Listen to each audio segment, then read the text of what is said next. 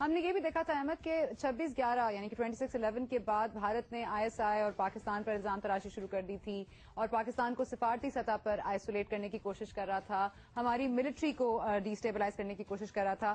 تو کیا آپ سمجھتے ہیں کہ یہ ایسا جو بھی دشمن ہے, جو کوئی بھی اس سانحے کے پیچھے ہے, یہ پاکستان کو کھیلوں کی دنیا سے الگ کرنے کا منصوبہ تھا جو کہ پورا ہو گیا اینڈ الٹیمیٹلی پاکستان بھی آئسولیٹ ہو جائے گا؟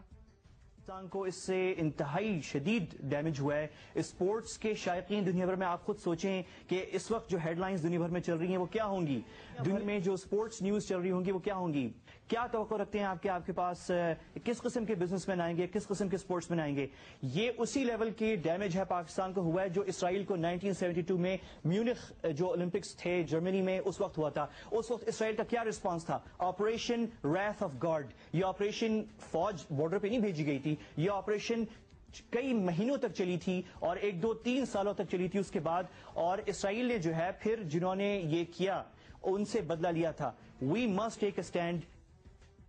لاسٹلی احمد, آپ بات کریں اسٹینڈ لینے کی, تو مائک ملن بھی آج بھارت پہنچے ہیں, کل پاکستان آنے کا ارادہ رکھتے ہیں, پر آپ کو لگتا ہے کہ اس تناظر میں اگر دیکھیں تو یہ منصوبہ بندی اس لیے کی گئی یا یہ پلان اس لیے بنایا گیا کہ مطلب تھوڑا سا جس طرح پاکستان کی ریپوٹیشن پر دوبارہ سے بیڈلی ریفلیکٹ کر سکے, and of course is not a best welcome to give مائک ملن. آپ کیسے دیکھتے ہیں اسے؟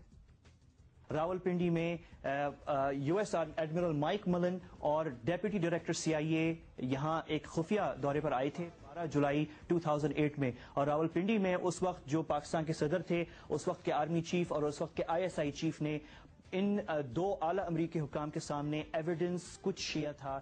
ہندوستان کی جو انوالومنٹ ہے پاکستان کے قبائلی علاقوں میں اور افغانستان کی سرزمین کو جو استعمال کیا جا رہا ہے پاکستان میں دہشت گردی پھیلانے کے حوالے سے, یہ کچھ ایویڈنس شیئر ہوا تھا.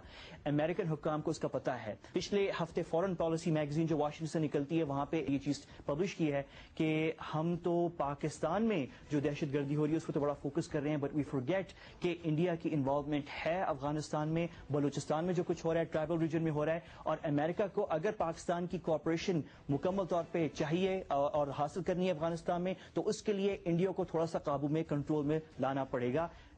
اگر مائک ملن صاحب جو ہے یہاں پہ ایڈمرل یہاں پہ آ رہے ہیں تو I am sure we must raise that issue again. Ahmed Qureshi, تجزیہ کار, آپ میں جوائن کرے تھے اسلام آباد سے, آپ نے ان کی گفتگو سنی, انہوں نے یہی ایونچوئل ظاہر لاسٹ پوائنٹ یہی ہے کہ مائک ملن اگر پاکستان آ رہے ہیں کل تو ان سے پاکستانی عہدیداروں کو ضرور بات کرنی چاہیے اور انہیں بتانا چاہیے کہ بھارت کس سطح پر پاکستان کو نقصان پہنچانے کے لیے کام کر رہا ہے. ایک ایسا پوائنٹ جو پہلے بھی ان کے گوش گزار کیا جا چکا ہے مگر اس پر ہم نے عملاً کوئی اس وقت رد عمل نہیں دیکھا.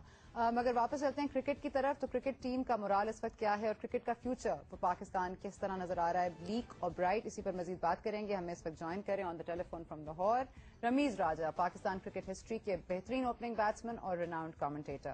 Thank you Ramiz for joining us. سب سے پہلے تو صبح تک جو ہیڈ لائن تھی کہ سری لنکا کی کرکٹ ٹیم